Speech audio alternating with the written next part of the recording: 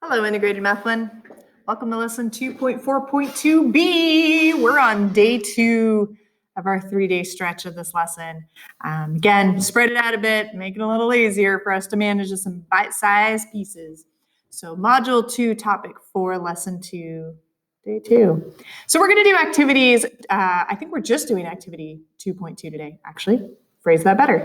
We're just doing activity 2.2 today, and we're going to see if we can find more efficient ways to find the area and perimeter of our rectangles, of our triangles, because it started to get funky, right? I mean, we had distance formula, we were making it work, but it started getting tricky there for a while. So we're going to see if we can come up with some strategies, maybe transformations, to just make parts of it a little bit easier.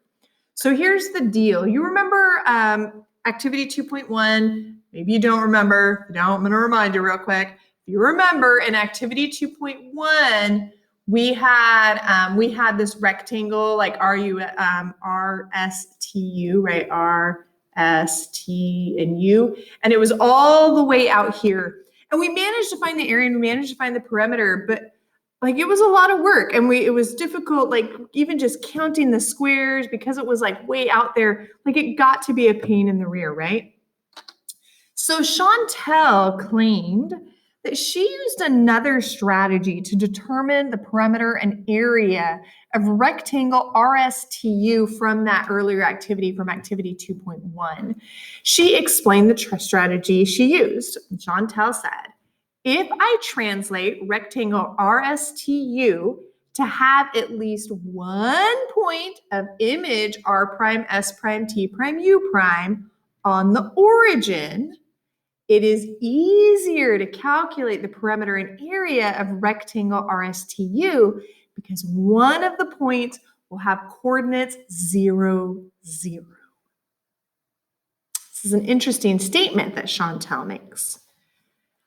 How do you know a translation of rectangle RSTU will have the same area and perimeter as the original or pre-image of RSTU? And explain your thinking on this. Go ahead and hit pause, jot down your thoughts, and then hit play when you're ready to keep the discussion going.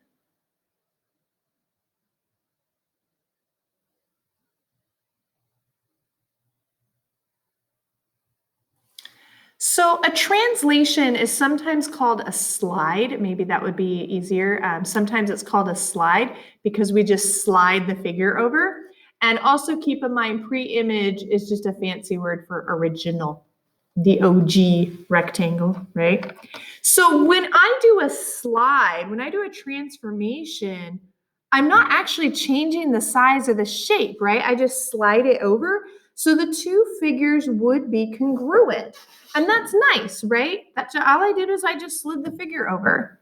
So why is Chantel's rationale correct then? Go ahead and explain why she is correct and then hit play when you're ready to keep the discussion going.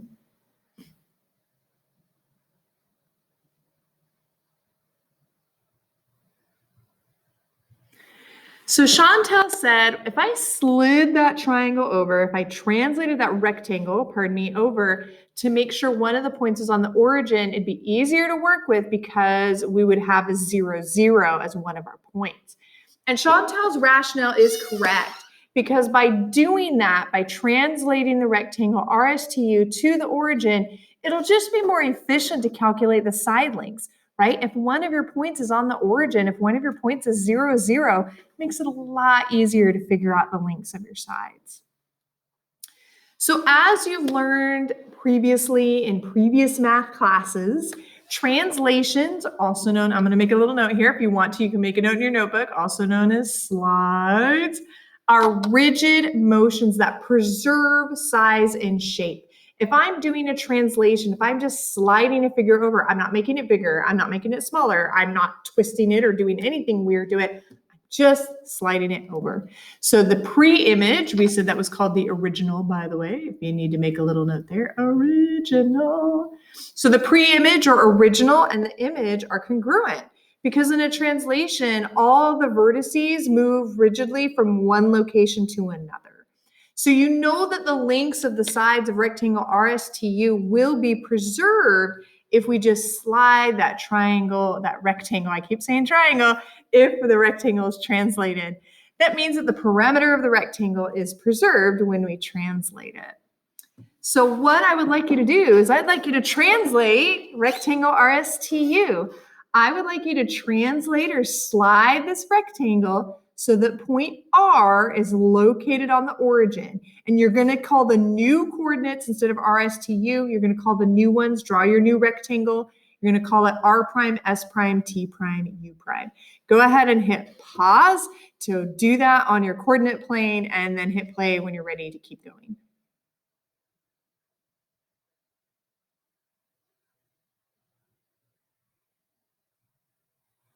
All right, so let's slide this bad boy over. Oh, I want my red pen now. I want the red. All right, so I'm going to slide R all the way to here. I'm going to slide it all the way there to null current. We're going to call that R prime. Keep in mind, of course, since I'm sliding this over, I do need to count. So it looks like I went left 3, and I went down 1, 2, 3, 4, 5. So let's do it for all of these. Every single one of these, every single point, we're going to go left 3 and down 5. So for S, let's go left 3 and down 5. That puts our S prime right here. So R prime, I'm going to label as I go, S prime. For T, we're going to go left 3 and we'll go down 5. So that puts T prime right there. And for U, we'll go left 3 and then we'll go down 5, which puts U prime right there. U prime. Hey. And there we go. You just translated your rectangle. Good job. Mad skills. You have them. Here, I'm going to clear off my little markings so you can see it all pretty. I'm going to label it all pretty. That's nice. That's a lot easier to work with too, isn't it? Ooh. So now that you've slid it over, go ahead and determine the perimeter and the area of R prime, S prime, T prime, U prime. Keep in mind, we're not counting by ones here, all right? Keep in mind, we're not counting by ones. So go ahead and hit pause to work this out and then hit play when you're ready to check your work.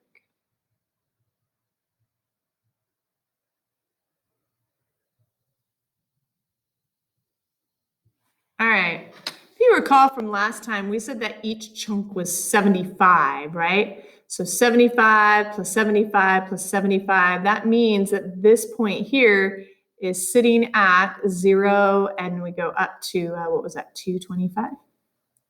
And that means that R prime is at 0, 0. We already knew that one. And that means this guy, if we count. So this is 300 plus another 150 is 3150, is 450 plus another one, I can say this, plus 75. 300 plus 75 is 375. Plus another 75 means that we are now at 450. So I didn't even need to find T because these guys are 0, because I have all these zeros. I now know this side length is 450 and this side length is 225. And I did it with a lot less work than when we did this in activity 2.1. So now that I have these things, let's go ahead and find the perimeter. Remember, I have 2 lengths and 2 widths. So for my perimeter, you could just do 225 plus 450 plus 225 plus 450. But me, I like to use my little formula here. So my perimeter is 2 times 450 because I have 2 lengths and 2 times 225 because I have 2 widths. I did use a calculator to help me out. 2 times 450 is 900 and 2 times 225 is 450. If I add those together, I get 1350.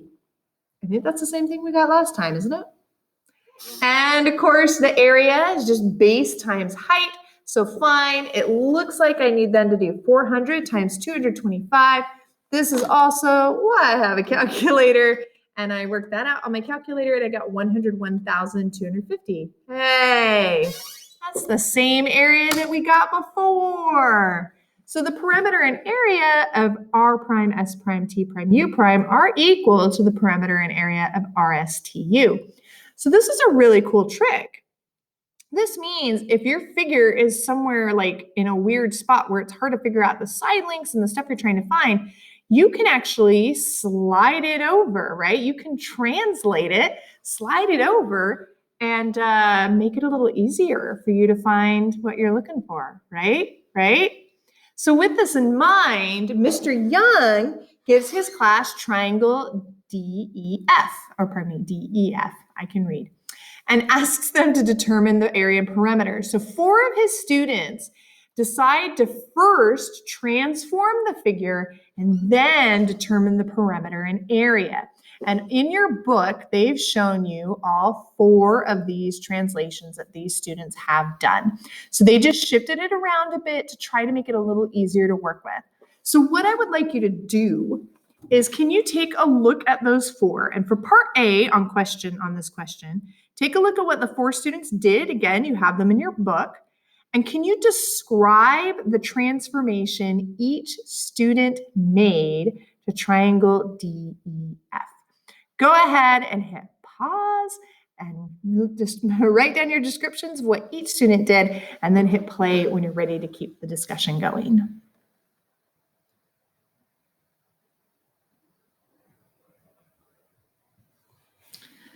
So let's take a look at Michael. So I'm going to use point E to help me out. I noticed that E is at 3, -1. So I'm going to use point E. That's kind of going to be my reference to help me out. So 3, -1. So E was here. This is where E was, but E is now up here. So it looks like Michael shifted up, right? 1, 2, 3, 4, 5, 6, 7, 8, 9. Looks like Michael vertically translated the triangle up 9 units. And I could use D and F as well, but I'm just kind of using E here as a point of reference to make it a little easier. E, you know. Well, what did Angelica do? Well, it was over here. Remember, E was down here. But it looks like Angelica, not only did she go up 9, it looks like she also went left 3 in order to get F sitting on the origin there. So that's pretty clever of her. So Angelica vertically translated triangle DEF up 9 units, and then horizontally translated it 3 units to the left. Juan, Juan got fancy. So check it out. Juan did what Angelica did plus more. Juan took his E and he shifted it up 9 units. He translated it left 3 units, but then he fully flipped the whole triangle. He reflected it over the y-axis. So Juan vertically translated triangle DEF up 9 units, then horizontally translated it left 3 units, and then reflected the whole thing. He just flipped the whole thing over the y-axis. Oh, I like that, Juan. That's nice. And last but not least, it's good to take a look at the lovely Isabel. So Isabel, what did she do? Well, E was originally here, so it looks like she went up 1 and then left 3 to get E prime on the origin. All right. So Isabel horizontally translated triangle DEF to the left 3 units. And actually, she also went up 1. And I'm going to make it now. Oh, no! Hang on. It's coming back. I had a moment. It's fine. I'm fixing it. Left 3 units. And I want my pen back. And up 1 unit. There we go. My bad for forgetting it. It's better now. That's fine. So now that you've looked at all 4 of these and you've looked at everybody's stuff, whose method do you think is the most efficient? Whose method do you think is going to be easiest for you to find perimeter and area? And explain your thinking on this. So go ahead and hit pause. Write down which one you like best, which one you think is going to be easiest to work with, and why. Go ahead and hit pause to write it down. Hit play when you're ready to check your work.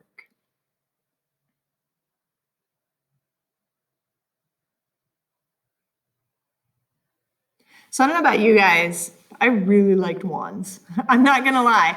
Juan's method was definitely the most efficient because it transforms that whole triangle into quadrant 1.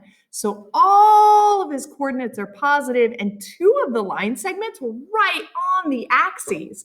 I really liked Juan's method. Maybe you like somebody else's better, but I really liked Juan's method. So, what do you know about the perimeter and area of all of these triangles? All of these triangles, the original, all four of the ones that got all translated and reflected.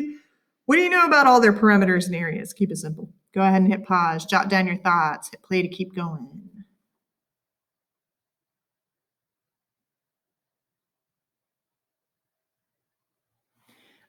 They're all the same, right? The perimeters of all the triangles will be equal and the areas of all the triangles will be equal. These are all rigid motion transformations. They all kept the size, they all kept the shape, so our figures should all be congruent.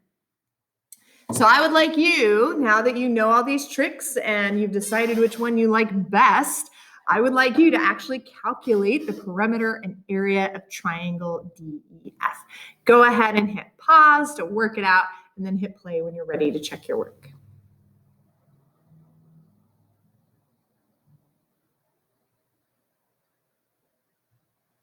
Now, as I said, I liked Juan's method best, so I'm borrowing Juan's method. Oh, and I need to make sure I label stuff. So this is now D prime, E prime, and F prime. I want to make sure I label things. And this is why I love Juan's method, because for 2 of the 3 sides, I can just count. I love that. So for side DF, I can just count, right? 1, 2, 3, 4, 5, 6, 7, 8. Beautiful. So D prime, F prime is 8. It means I can also find E prime, F prime pretty quickly, right? I can just count this thing.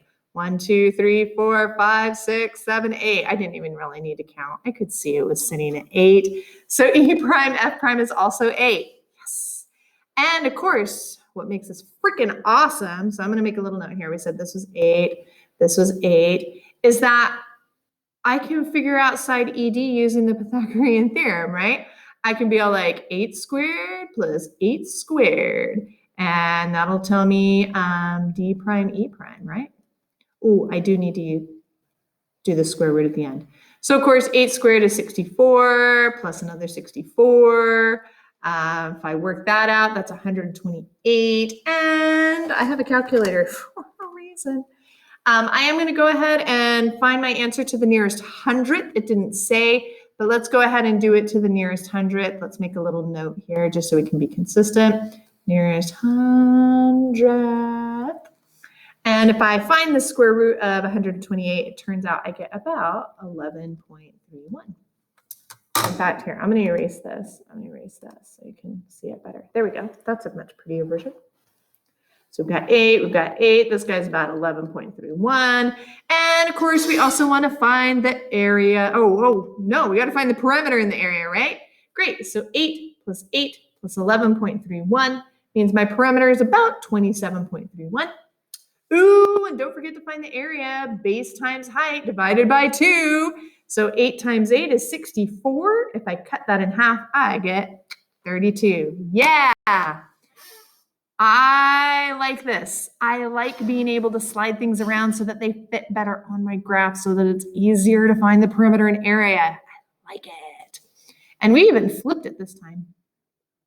It's a cool trick. So remember this triangle from activity 2.1?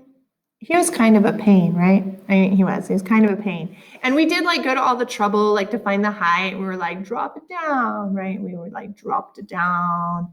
And we're like, there's D. And we figured it out, but it was super annoying. So let's see if there's a more efficient way to determine the area and perimeter of triangle ABC. So what we're going to do is we're going to transform triangle ABC on the coordinate plane. And of course, you're going to label the new guy A prime, B prime, C prime. You know how this goes. So go ahead and do that. Describe the transformation you completed and just explain why you did it. Mine's probably going to look a little different than yours, and that's okay. So go ahead and transform away, slide away, people, and then hit play when you're ready to keep the discussion going.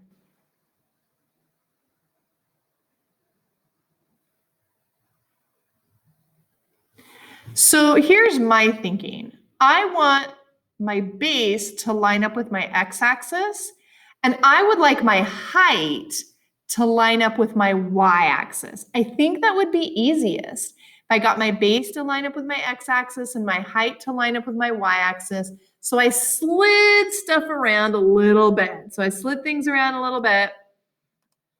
And so now my base is along my x-axis and my height is along my y-axis.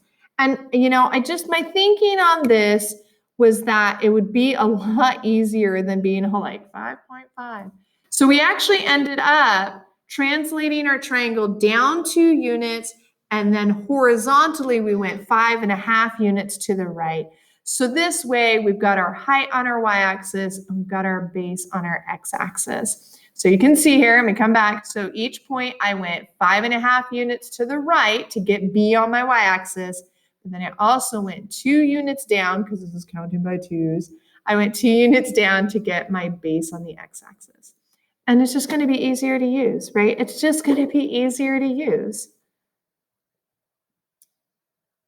So now that we've shifted, go ahead and see if you can determine the perimeter and area of triangle A prime, B prime, C prime. Go ahead and round your answer to the nearest hundredth if necessary. So hit pause to work that out and then hit play when you're ready to check your work.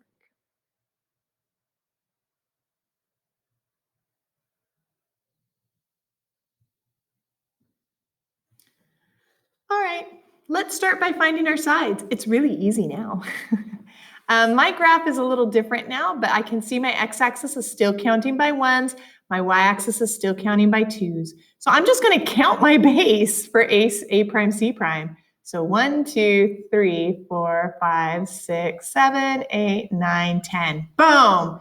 My base is 10 units long. I'm going to make a little note of that. 10 units. And of course, that also means it's a lot easier to find other things. But I still have to use some of our lovely distance formula to do A prime, B prime, and B prime, C prime. So real quick, let's write down our points. It looks like A prime is at 1, 2 is at -2 and 0. And it looks like B prime is sitting at 0, and it went up. Again, we're counting by 2, so 2, 4, 6, 8, 10, a little bit more. So it's what, 11? Something like that? Yeah. So let's go ahead and let's do distance formula then for A prime, B prime. So my x coordinates are -2 and 0, so -2 minus 0. My y coordinates are 0 and 11, so we'll do that. In fact, my gosh, we could practically count them at this point in time, right? I mean, -2 minus 0 is -2. That should be a negative. And of course, 11 minus 0 is 11, so that's convenient. -2 squared is a +4. 11 squared is 121. Together, that's 125. So it looks like this side is about, and I'm gonna make a little note here, it's about 11.18.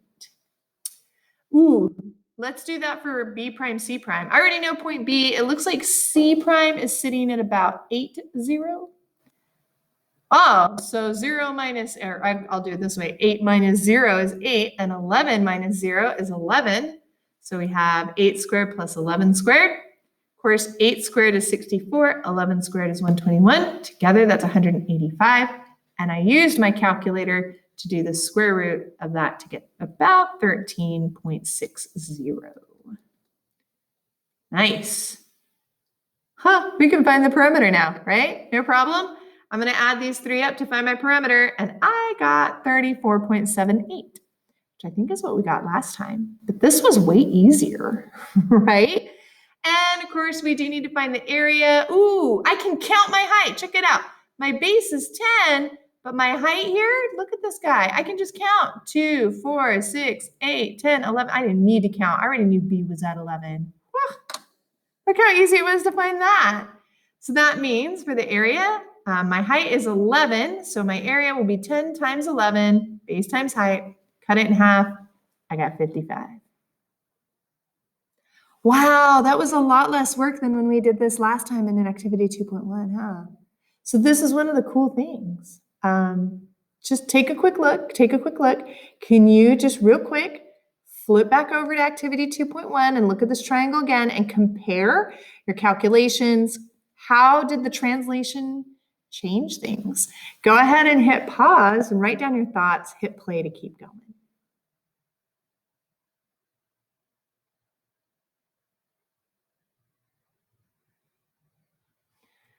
Guys, I don't know about you, but my calculations were a bit simpler, right? Rigid, I will say this though. While my calculations were a little bit simpler, I will say this.